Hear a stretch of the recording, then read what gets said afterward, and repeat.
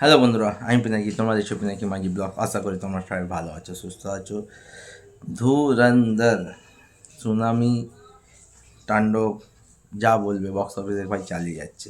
সোমবার মানডে যে কালেকশানটা করেছে না, মাথা খারাপ হয়ে গেছে। মানে মানডেও সুনামি এনেছে বক্স অফিসে আমাদের ধুরন্ধর। মেগাস্টার অলরেডি পোস্টার দিয়ে দিয়েছিল 3 দিনে 160 কোটির ওপরে বক্স অফিস কালেকশন করেছে।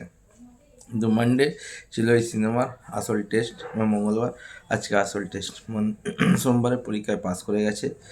তো মানডে বক্স অফিস থেকে যে কালেকশানটা করেছে বা যে আর্লি এস্টিমেট আসছে বা যে ট্রেড ফিগার আসছে, 23 কোটি। আর্লি এস্টিমেট 23 কোটি এখনও অবধি মানডে থেকে বক্স অফিস কালেকশন করছে। মানে 160 কোটির সাথে যদি 23 কোটি অ্যাড করে দিই তাহলে 183 কোটি। মানে প্রথম 4 দিনে 183 কোটি কালেকশান হয়ে গেছে। যদি ইন্ডিয়া নেট কালেকশান বলি তাহলে 126 কোটি হচ্ছে ইন্ডিয়া নেট কালেকশান।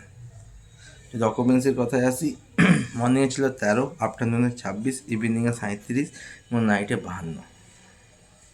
আর এখন যদি বিএমএস খুলে চেক করো, প্রতি ঘন্টায় 7,000 8,000 টিকিট সোল্ড আউট হচ্ছে। মানে রণবীর সিং বক্স অফিসে ধামাকা মাচিয়ে দিয়েছে। আর একটা কথা সবাই বলছে অক্ষয় খান্না যে লেভেলে পারফরমেন্স দিয়েছে রহমান ডাকাত, সে নাকি রণবীর সিংকে পুরো খেয়ে নিয়েছে, মানে ছাপ ফেলে দিয়েছে।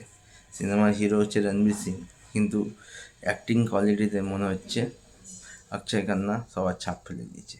কিন্তু আমি একটা কথাই বলবো, অক্ষয় খান্না অবশ্যই one of the best performance দিয়েছে, কিন্তু রণবীর সিংয়ের একটা আলাদা স্ট্রাইক ছিল। তো প্রথম 4 দিনে Indian net box office collection আছে 126 কোটি। আর কালকে মেগাস্টার দিয়েছিল 160 কোটি, তার সাথে যদি 23 কোটি অ্যাড করি তাহলে 184 কোটি।